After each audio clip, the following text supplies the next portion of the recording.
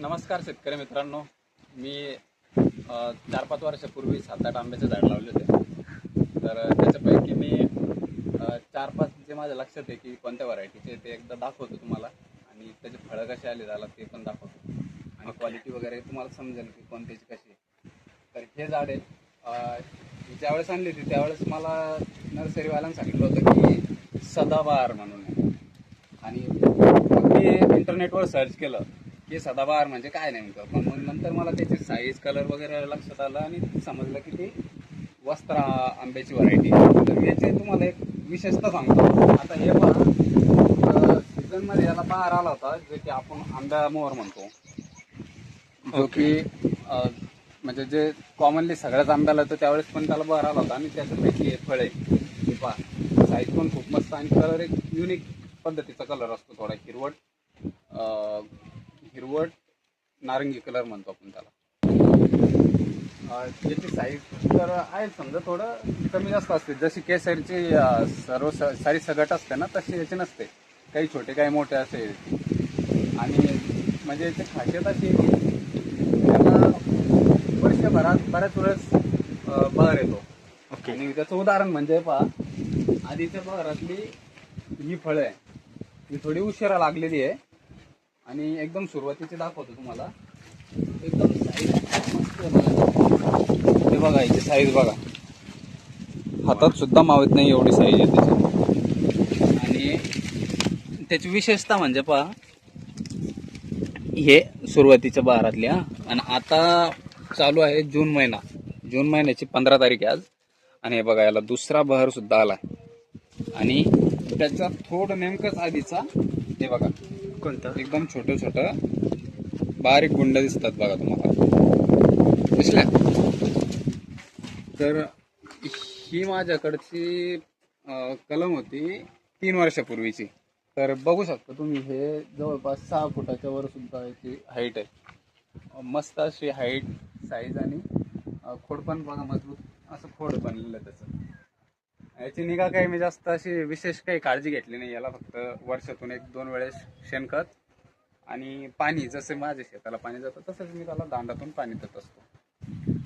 चला, ही इथं बाजूला पण होती केशरची, गरम दाखवायची ना. तर ही होती वस्त्रा व्हरायटी, जी की वर्षातून 2-3 वेळेस सहजच फळे देऊ शकते मला. तर त्याला मी बाकीची झाडं पण दाखवतो तुम्हाला.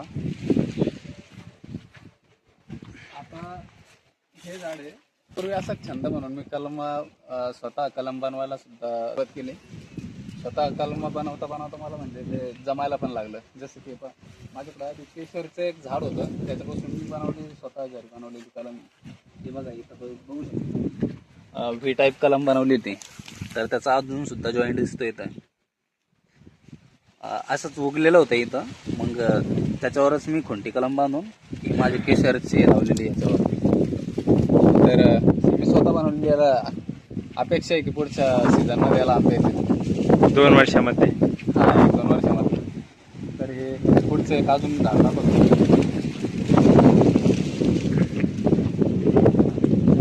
तर हे म्हणजे केशरची रेडीमेड कलम आहे माझ्या बंधूनी, मोठ्या बंधूंनी.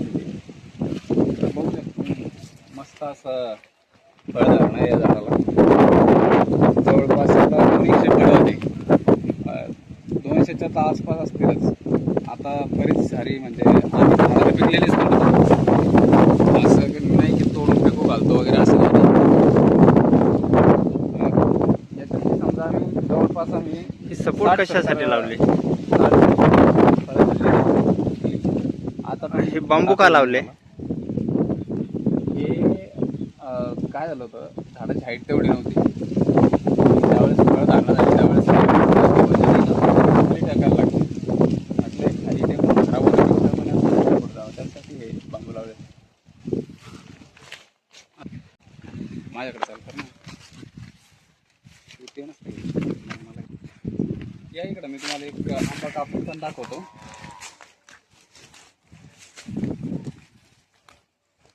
ह्याच झाडाचं फळ आहे. शाख लागली. झाडावर पिकलेला आहे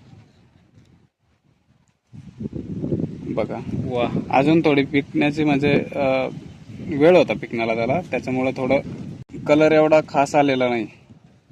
अजून कलर भारी असता, फक्त ते थोडं वेळ होता वाव. त्याला पिकण्यासाठी, त्याच्यामुळे जरा अप्रतिम. खाऊन बघ तुम्ही कसं आहे, गोड आहे का काय. खाऊन बघा.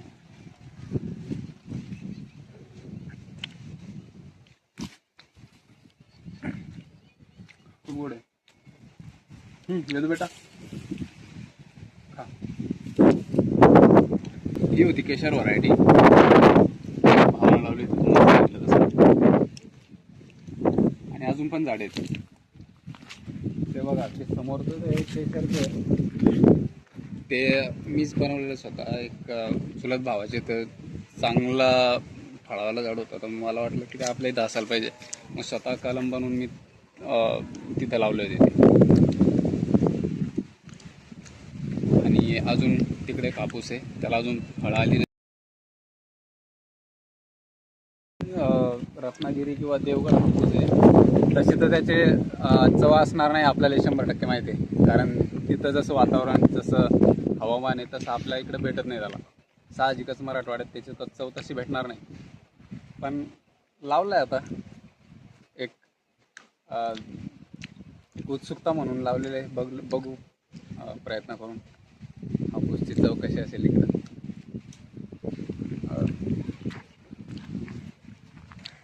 विशेष म्हणजे सांगायचं असं की जवळपास 30 वर्षापासून आजोबा, वडील बऱ्याच वेळेस प्रयत्न करून सुद्धा त्यांच्याकडून झाडं सक्सेस झाली नाही आंब्याची. पण आम्ही मागच्या 3-4 वर्षापासून खूप मेहनत घेतली आणि जवळपास आमच्या सगळ्याच झाडांना आता फळं लागली आहेत यावर्षी. आणि खूप सारी ऑर्गॅनिक आंबे खाल्लेले आम्ही. तर असा होता आजचा ब्लॉग. आवडला तर नक्की शेअर करा, लाईक करा आणि सबस्क्राईब करा.